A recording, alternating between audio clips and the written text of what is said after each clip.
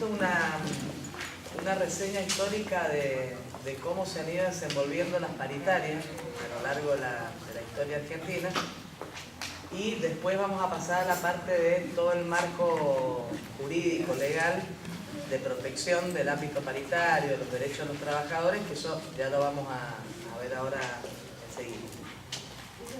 Bueno, la experiencia paritaria, o sea, la experiencia de lucha de los trabajadores no arrancó en el año 45, ¿sí? Arrancó antes del 45, cuando nuestros abuelos, tatarabuelos llegaban, fundamentalmente los inmigrantes, y venían con todas, con una fuerte tendencia anarquista, socialista, digamos, y bueno, trajeron todo ese bagaje de organización sindical acá a la Argentina. Pero la Argentina, hasta antes del 45, era una sociedad más que nada, digamos, de trabajo rural. Había muy poco desarrollo industrial, mucho menos desarrollo del Estado. Los estados eran, bueno, no había ni voto, no sé, que había voto calificado. Los estados eran más bien estados chicos, los propios dueños de las bodegas, de los grupos, de los terratenientes, tenían sus representantes. A tal punto, por ejemplo, que todavía nosotros en Mendoza mantenemos una tradición que viene de allá lejos de hace tiempo, que es que las sesiones legislativas acá comienzan el 1 de mayo. En el resto del país comienzan el 1 de marzo, y acá comienzan todavía el 1 de mayo. Y no es porque ellos hayan querido hacer coincidir esto con el Día del Trabajador, no tiene nada que ver con eso, sino porque antes del año 30, en la provincia de Mendoza, los que estaban en la política eran los dueños de las bodegas, justamente, los dueños de las bodegas, de las fincas, y esta gente requería terminar toda su tarea de elaboración del vino y todo para poder dedicarse a la política y a la acción legislativa. Por eso, en vez de empezar el 1 de marzo, como había que hacer la vendimia, terminar todo el proceso de esa elaboración, acá se arranca el 1 de mayo y esto todavía, el día de la fecha, no se modifica. Bueno, si bien, como les digo, la historia de lucha, que eso lo vamos a ver en otro curso, que va a ser específicamente de historia de la lucha del movimiento obrero, en el año 1945, ustedes saben concretamente el 17 de octubre de 1945, se produce, para todos los historiadores, lo que va a ser la irrupción de la clase trabajadora argentina en el escenario de la política nacional como una fuerza de mucho peso. ¿Por qué el 17 de octubre? Porque es la primera vez, históricamente, donde masivamente los trabajadores se movilizan a la Plaza de Mayo, en ese momento con un objetivo que era liberar a Perón, que había sido a su vez ministro de Trabajo, y que ya había empezado a instrumentar algunas de los reclamos, digamos, ¿no? Los trabajadores venían con muchos reclamos, y bueno, Perón había hecho realidad algunos de esos reclamos. Cuando la dictadura lo encarcela, bueno, los obreros salen masivamente, hay que cruzar los puentes, todo, y toman lo que es la Plaza de Mayo, y bueno, finalmente Perón tiene que ser liberado. Entonces por eso históricamente se ubica el 17 de octubre de 1945 como ese momento. Antes habían habido, por supuesto, muchas otras expresiones, pero nunca de la masividad de la que se vio ahí. A partir de ahí, y yo les diría que por unos 5 años, porque hay como dos periodos en la etapa de Perón, una que es el primer gobierno y otro que es el segundo gobierno de Perón. Durante el primer gobierno de Perón, sobre todo, bueno, lo que se produce es una consolidación de toda la industrialización del país, con lo cual aumentan considerablemente el número de trabajadores, y Perón habilita el funcionamiento de las paritarias. O sea, los trabajadores discutían con sus patrones las condiciones de salario y de empleo. Fueron años, digamos, lejos de lo que se cree, porque muchos creen que en esos años no había huelgas o no había... Bueno, fueron años de muchas huelgas y movilización de los trabajadores, porque, bueno, las patronales siempre actuaron igual, digamos, nunca querían otorgar los beneficios que los trabajadores requerían. A tal punto era tan importante en ese momento la acción del Estado apoyando a los trabajadores, que el Ministerio de Trabajo de la Nación, que hoy, por ejemplo, tiene en su planta de personal muchísima cantidad de abogados y 2 o 3 contadores, en aquel momento tenía muchísimos contadores y 2 o 3 abogados. Y ustedes me dirán, ¿por qué tenía tantos contadores el Ministerio de Trabajo? Bueno, porque cuando había que discutir los salarios de los trabajadores, sobre todo de la industria, los empresarios, por supuesto, como siempre, han priorizado sus ganancias por sobre el reparto de esos recursos entre la clase trabajadora. Entonces el Ministerio de Trabajo pedía la apertura de los libros contables de las empresas. Y cuando las empresas se veían obligadas a abrir sus libros contables, ahí se demostraba que en realidad había plata, había recursos, nada más que se la querían llevar, digamos, toda, junta, y por eso no había plata para los trabajadores. Entonces en ese momento el Ministerio de Trabajo actuaba como un aliado de las peleas de los trabajadores. Fueron años donde, bueno, se lograron muchas cosas, ¿no? El salario en blanco, el salario mínimo vital y móvil, el aguinaldo, el voto, bueno, hubieron un montón de logros, pero no logros regalados, sino logros realmente conseguidos al calor de la pelea que los propios trabajadores estaban dando. Todo esto que yo les cuento se empieza a desmoronar en la última etapa del segundo gobierno de Perón. ¿Por qué? Porque ahí Perón, que venía manteniendo una independencia del capital norteamericano y todo lo demás, cierra un acuerdo con algunos grupos internacionales, sobre todo en materia de petróleo, y se pone como condición empezar a meterle el freno, digamos, a las demandas, legítimas demandas que tenían los trabajadores. Entonces, a partir del año 48-49 vamos a empezar a observar, por ejemplo, congelamiento de salarios, ¿no? Lo cual, por supuesto, producía grave resistencia de parte de los propios trabajadores, que si bien se identificaban con el peronismo, no perdían, digamos, su capacidad de pelea. Pero también se produce otro problema grave que empieza a aparecer con mucha fuerza, que es cuando Perón, para mitigar esos reclamos, arregla con las conducciones de algunos sindicatos, para que fueran las propias conducciones de los sindicatos los que de alguna manera les bajaran la pata al acelerador. Esto produce muchos enfrentamientos, mucho descontento de grupos de trabajadores con sus conducciones sindicales, y se llega al golpe del 55 con una clase trabajadora dividida, no movilizada, y bueno, por eso mismo se puede imponer también el golpe del 55, que trajo gravísimas consecuencias a todo el pueblo. En el medio de esto también, hay que decirlo, se muere Eva Perón, que en realidad era, de alguna manera, quien tenía más claro que los trabajadores eran los únicos que iban a salvar a los trabajadores. Ustedes saben que Eva Perón hasta la cagan, digamos, con la vicepresidencia de la Nación. Y no es que la cagaron, no es que renunció, no es que Eva renuncia a la vicepresidencia en un gesto de... No es que renuncie, sino que concretamente grupos ya empresarios fuertes, algunos sectores del ejército empiezan a pedir que ella no intervenga en la política nacional porque, bueno, era la voz de alguna manera, o quien recogía mejor las demandas del conjunto de la clase de trabajadores. Del 55 en adelante, se imaginan, estamos hablando ya de época de la dictadura militar, se abre un periodo sumamente oscuro. Por supuesto, olvidémonos de paritarias, las paritarias se cierran. No es solo que se cierran las paritarias, sino que se cierran las paritarias, se persigue a todos los trabajadores, todo aquel que luchaba era encarcelado, y un periodo negro. Pero también con eso se va generando toda una resistencia de los trabajadores que de alguna manera termina ese proceso con los famosos cordobazos, mendozazos, rosariazos, santiagueñazos, todos estos procesos, digamos, que encontraban a los trabajadores de pie peleando legítimamente por los derechos que les estaban conculcando. En esta época también, sobre todo en la época del gobierno de Onganía, es cuando empiezan a aparecer las figuras de la conciliación obligatoria, el arbitraje obligatorio, todas estas figuras que nosotros hoy escuchamos a veces y que en realidad han sido puestas en la legislación no para beneficio de los trabajadores, sino para beneficio de los patrones y del Estado.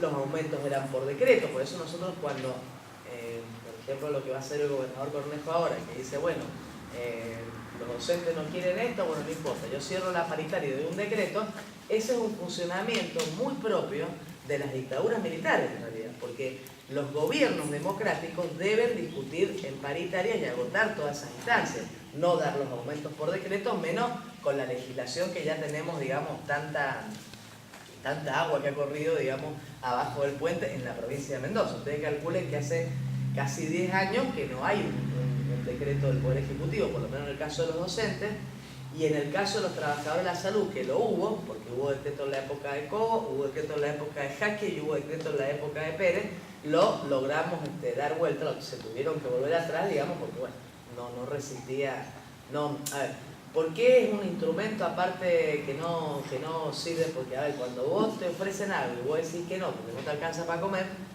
que te lo den por decreto, te va a seguir sin alcanzar, digamos. Por lo tanto, la pelea del trabajador continúa, el conflicto no se resuelve, por lo general se agudiza, y entonces es un instrumento que evidentemente propio del autoritarismo que no resuelve absolutamente nada. En este contexto de cosas, ustedes saben que se empieza a pelear en la Argentina por el retorno de Perón, ¿sí? Era una de las consignas muy importantes, digamos, de los trabajadores, y había una cierta ilusión de muchos compañeros trabajadores que si Perón retornaba al poder, bueno, iban a retornar todas las conquistas estas que se habían ido perdiendo. Para que ustedes se den una idea, por ejemplo, el salario mínimo vital y móvil se sacaba con 4 canastas familiares en el 45. Entonces se hacía el salario mínimo vital y móvil de la zona Cuyo, de la zona de Buenos Aires, del sur y del norte. Y toda paritaria debía partir como mínimo de ese salario mínimo vital y móvil, que no es el mínimo vital y móvil que tenemos hoy. Era un salario que tenía que contemplar los gastos de salud, alimentación, vivienda, esparcimiento y recreación de los trabajadores. Eran las épocas, yo no sé si usted, alguno lo tiene que recordar, donde nuestros abuelos, sobre todo cuando cobraban el medio aguinaldo, que fue una creación de esa época, decían, bueno, me voy a comprar un auto con el medio aguinaldo, me voy a comprar un electrodoméstico importante, o voy a avanzar en la casa. El medio aguinaldo era, por supuesto, acorde a un salario que era mucho más importante de lo que hoy tenemos. Hoy cobramos el medio aguinaldo y lo que hacemos es salir a tapar el agujero que se nos viene generando todos los meses. No, ni siquiera funciona ya como un premio, digamos, al esfuerzo del trabajador. Ahora, ¿qué pasa en el año 73, cuando vuelve Perón? 74 concretamente, que Perón no viene con el mismo proyecto que venía desde el año 45, y llega acompañado, entre otros personajes muy oscuros, por López Rega, que va a ser después quien va a armar todo el tema de la AAA, los grupos parapoliciales del Estado, que van a empezar lo que después terminando de armar la dictadura militar, que es todo un proceso de represión, desaparición de personas, bueno, todo lo que acompañó, digamos, la dictadura militar. Y encima de esto, Perón llega de alguna manera intentando contener los reclamos. Por lo tanto, cuando se muere él, sobre todo, y después queda Isabel, la cosa se agudiza peor todavía. Entonces Isabel Perón trata de... hay un proceso hiperinflacionario muy fuerte, los sindicatos por supuesto van a pelear por la recuperación del salario, pero Isabel Perón lo que intenta hacer es meter por decreto un aumento, que para que ustedes se den una idea, el aumento por decreto era del 50% y la inflación estaba en el 100%, y los sindicatos dan vuelta a todo eso en la calle y logran aumentos del 100% del salario, y se firman los mejores convenios colectivos de trabajo. ¿En qué sentido los mejores convenios colectivos de trabajo? Convenios colectivos, por ejemplo, que tenían cláusulas donde el salario debía ser aumentado automáticamente si la inflación pasaba el poder adquisitivo del salario. Cosa que hoy ustedes habrán visto que nosotros, bueno, ¿no? Cada vez que vamos a una paritaria tenemos que estar luchando, digamos, para que la patronal nos reconozca cuál ha sido el real nivel de deterioro del salario. Por supuesto viene el golpe del 76, después eso en la parte histórica del movimiento obrero lo vamos a ver mejor.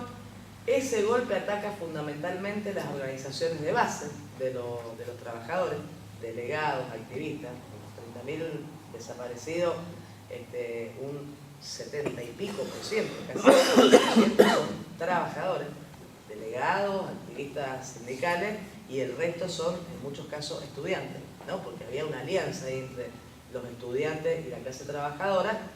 Y después de todo un proceso donde, por supuesto, no olvidémonos de paritaria, porque se produce toda la estatización de la deuda externa que nosotros hoy tenemos, estamos terminando ahora con esta entrega del pago a los buitres, no es una deuda, les quiero decir, que adquirió el pueblo argentino porque pidió un préstamo para construir escuelas. Es la deuda que los empresarios estatizaron en la época de Martínez de Oz y se la pasaron al Estado para que el Estado se hiciera cargo de pagar.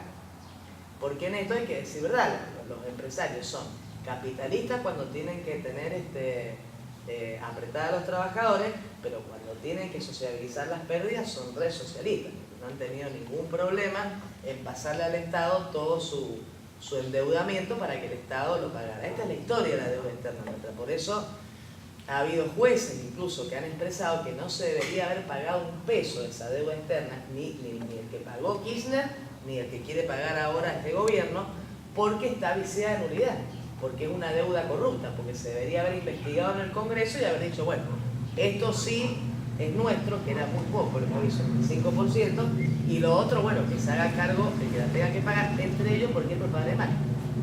El padre de Macri fue uno de los grandes beneficiarios de esta estatización de la deuda externa que se produjo en la época del famoso Martínez de Oz, si ustedes más o menos lo recuerdan. Entonces, compañeros, en estas condiciones de destrucción se llega finalmente en el 83 a la apertura democrática. Pero cuando Alfonsín es presidente electo por el voto, tampoco abre las paritarias.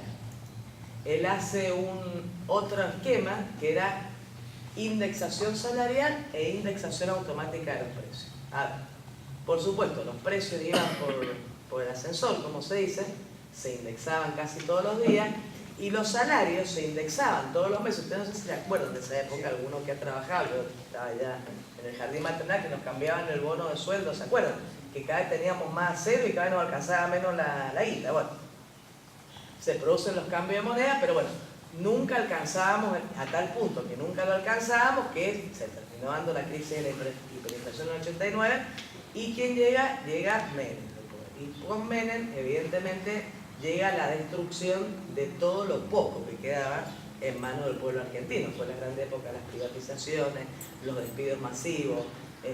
Una persona que llega al poder con si ustedes recuerdan, salariazo, revolución productiva, no sé si se acuerdan de toda esa cuestión, en cuanto llega lo que termina haciendo es todo lo contrario. Por lo tanto, en la época del menemismo tampoco va a haber paritaria, porque se va el esquema de convertibilidad, y en el esquema de convertibilidad ellos decían la inflación desapareció, las pelotas que desapareció, no desapareció, los salarios seguían perdiendo valor adquisitivo y sobre todo se produce el peor proceso de desempleo que ha conocido la República Argentina, aunque ahora me parece que Macri le va a ganar a Menem, pero en ese momento quedan muchísimos trabajadores en la calle, y con eso lo que sucede es que la mano de obra que está trabajando pierde automáticamente valor, porque al haber tanta desocupación hay posibilidad de cambiar los puestos de trabajo, y entonces los empresarios los usan este tipo de cuestiones para rebajar los niveles de salario de los que están, digamos, con trabajo genuino.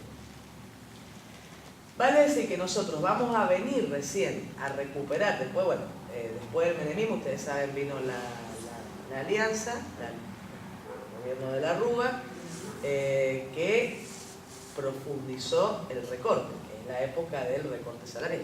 Todos se acuerdan de eso, ¿no? Cuando nos ponían un menos en el salario, nos recortaban el sueldo, que terminó como terminó. Terminó con el avión del helicóptero, toda la gente en la calle. A partir de ahí viene el gobierno primero de Duhalde y después el gobierno de Kirchner. Estos dos gobiernos vuelven a retomar el tema de la paritaria. ¿Por qué? Porque se sale de la convertibilidad y se dice que a partir de ahora la economía argentina va a funcionar por acuerdo de precios y acuerdo de salario. Para que lo tengamos más o menos claro. Paritaria para los trabajadores y una especie de paritaria para los grupos empresarios para definir los precios.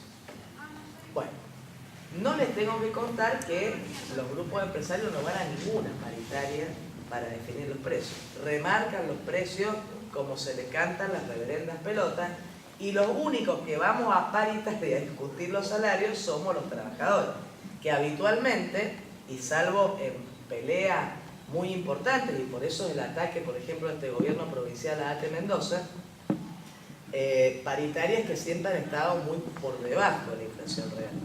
Como desde ATE Mendoza nosotros siempre logramos romper los techos salariales, bueno, esta es la bronca, digamos, que nos tienen muchos políticos sobre todo, porque bueno, no les hemos sido funcionales, si se quiere, a su mecánica de ir rebajando salarios. Esto hoy, si ustedes toman un bono de sueldo de un docente y de un trabajador de la salud, se van a dar cuenta de lo que les digo, porque el sueldo del docente es paupérrimo, pero porque durante muchos años también el SUTE y la CETERA, como eran aliados del gobierno kirchnerista, arreglaban con ellos montos de aumentos salariales ínfimos, y nosotros teníamos que salir a la calle con la gente de la salud, de la administración central, a pelear para pasarle por encima de eso, y logramos pasarle por encima, pero a costa de mucha pelea y de mucho esfuerzo. Por eso uno se encuentra que un docente cobre como mínimo 6.000 pesos. Es una vergüenza, o sea, los sueldos, por ejemplo, de Mendoza son quizás uno de los más bajos de todo el país a nivel de los trabajadores de la educación. Pero bueno, se retoma la paritaria, pero como se retoma la paritaria, echa la ley, echa la trampa, el gobierno, ¿qué hace habitualmente? El gobierno, ¿qué hizo el gobierno kirchnerista durante todos estos años? Agarrar un grupo de sindicatos amigos, ¿sí?, con los cuales se juntaba, fijaba un aumento que en general estaba por debajo de la inflación real y decía, bueno, este es el techo, ninguno puede pasar de este nivel. Y bueno, y así son las peleas que hemos venido de alguna manera dando. Hasta, bueno, llegamos al día de hoy, donde lo que se está poniendo sobre la mesa es prácticamente el desconocimiento del funcionamiento paritario. Porque yo no puedo ir a una paritaria, 3 reuniones, y el gobierno decir, bueno, no les gusta lo que les doy, saco un decreto porque eso es violatorio. Incluso, para que ustedes se den una idea, en la época de Cobo, que fue el primer decreto que hubo en salud concretamente, y después se dio vuelta, hubo una denuncia nuestra ante la Organización Internacional del Trabajo y hubo una recomendación de la OIT al Estado argentino de que esto no se podía hacer estando abierto un mecanismo de negociación de trabajo. Entonces hay que hacer lo mismo, ¿usted? Bueno, sí, lo que pasa es que nosotros, por ejemplo, el decreto de Cobo, como el decreto de Jaque, como el decreto de Pérez, los dimos vuelta a la calle. Siempre la organización y la pelea va a ser lo más efectivo que esperar una resolución judicial, porque está bien, la resolución de la OIT salió, hoy no sirve como antecedente, pero salió a los 3 años. Claro. Si nosotros nos hubiéramos comido el decreto de Cobo, ese año, por ejemplo, el aumento de la salud hubiera sido, creo que Cobo nos quería dar, no sé, un 5%, ponerle aumento, y logramos un porcentaje mucho mayor, pero con los trabajadores de la calle. Sí, con los municipales. Todas las acciones legales hay que hacerlas siempre, compañeros, pero no te podés confiar vos de eso, porque aparte, ustedes recuerden que los jueces, no digo la OIT, porque la OIT es un organismo internacional, pero los jueces acá nuestros los nombran la dirigencia política. Se nombran con terna, si bien rinden, se nombran con ternas que pasan por el Senado. En definitiva, termina siendo una rosca, un toma y daca de los partidos mayoritarios, que terminan imponiendo el nombre de tal o cual persona, que después les termina respondiendo a ellos más que a los intereses del pueblo, de los ciudadanos. Eso es más o menos lo que tenemos como panorama general. Léanlo bien, está en el cuadernillo, está todo bien clarito, por época, lo que pasó, lo que fue pasando y dejando de pasar. Pero ahora yo quiero que nos detengamos un poquito en los fundamentos jurídicos de las paritarias en el Estado, ¿sí? Porque el Estado era, si bien la parte privada siempre tuvo paritaria, en el Estado no fue siempre así, ¿eh? En el Estado, recién en el año 92, fíjense lo que les digo, aparece el derecho de los trabajadores a negociar sus convenciones colectivas de trabajo, ¿verdad? En el año 96, bueno, 96 con la ley Germán Aldana. Antes de eso, el Estado no había paritaria. Entonces, ¿cuáles son los antecedentes que tenemos que tener? Son muy importantes para nosotros. Cuando se hace la reforma del año 94, que se reforma la Constitución Nacional en 1994, bueno, es una tendencia que hay a nivel mundial, digamos, hay pactos internacionales que están por encima de las constituciones nacionales. Pero los estados tienen que adherir a esos pactos internacionales y tienen un valor que se llama supralegal porque están arriba hasta de la Constitución Nacional. Bueno, la Argentina en el año 94 adhiere a varios pactos internacionales. Entonces, ¿Cuáles son los que a nosotros fundamentalmente nos interesan? Y esto ustedes como delegados lo tienen que manejar, porque a veces en la discusión, parece que no, pero en la discusión con un intendente, con un jefe, con un director de un hospital, es importante que uno le pueda poner arriba de la mesa, porque hablan muchas veces, muchas boludeces y muchas barbaridades, cuáles son estos pactos, qué es lo que dicen, para que entiendan que ellos no pueden venir con un memorándum o con una orden, una resolución de menor nivel a violar lo que estos pactos establecen. Entonces, el orden jurídico nuestro, el de Argentina, está primero los pactos internacionales, después la Constitución Nacional, después las leyes nacionales, después las constituciones provinciales, las leyes provinciales, y lo último que viene es el memorándum del jefe de servicio, la resolución del intendente. No puede violar ninguna de esas cosas alguno de todos estos contenidos, digamos, que están expresados a nivel de la ley. ¿Cuál es el primero? El primero es el convenio 87. Ustedes lo tienen ahí en la página 27. El convenio 87 es importante porque obliga a todos los estados, pero obliga a la República Argentina a respetar el derecho de sindicación de los trabajadores. ¿Qué quiere decir eso? A que el trabajador pueda elegir libremente a qué sindicato quiere estar afiliado, ¿no? Esto cuando nos dicen, no, ustedes no se pueden afiliar a ATE porque tienen que afiliarse al sindicato municipal o tienen que afiliarse a tal sindicato. No, hay un pacto internacional que obliga a que se proteja la decisión voluntaria que tiene cada trabajador de elegir un sindicato o de fundar uno nuevo si considera que ninguno de los que están lo está representando. Entonces este pacto es muy importante para nosotros. Después está el convenio 98. Y fíjense, este lo que hace es proteger a todo trabajador contra toda acción de discriminación que menoscabe la libertad sindical. Esto cuando me dicen, no, si vos vas a la asamblea quedás en una lista negra, o si vos sos delegado y haces esto te descuento el día. Bueno, todo eso son acciones de discriminación que están protegidas por este pacto, por supuesto por la ley 3551, pero que tienen protección de raigambre internacional, ¿sí?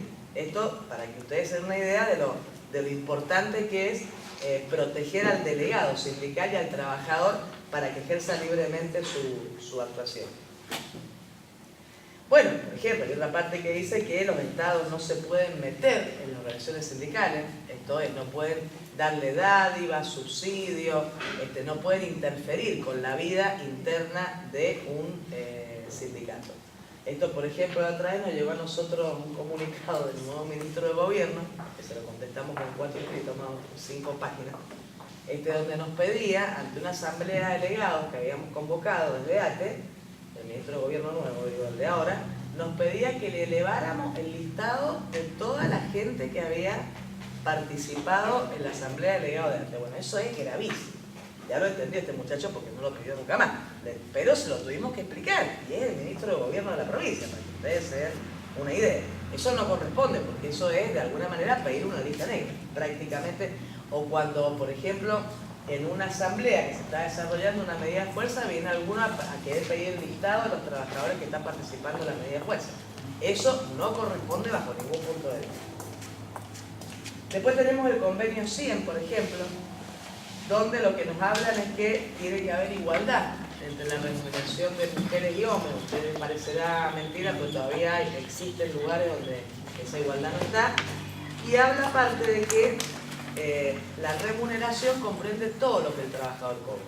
Esto es porque por ahí cuando alguien nos dice, no, pero mirá que este ítem, que no sé qué, yo te lo puedo sacar, y no te lo puedo sacar, porque en realidad toda remuneración que haga al carácter alimentario del salario, que en el caso nuestro es todo, digamos, no puede ser tocada arbitrariamente por ningún patrón o por ningún funcionario. El convenio 151 que habla de la discriminación antisindical y la discriminación política. Esto es cuando muchas veces uno escucha, vos como, a ver, viene un gobierno radical, entonces, vos sos peronista, vos te echo, ¿viste? Porque vos sos peronista, o sos de izquierda, vos te echo. O al revés, viene un gobierno peronista y dice, ¿vamos para quién? ¿Vamos a perseguir primero otra? No, eso, a ver, está prohibido expresamente porque la libertad de expresión política es tan importante como la libertad sexual, la de culto, son todas libertades que están amparadas por estos acuerdos.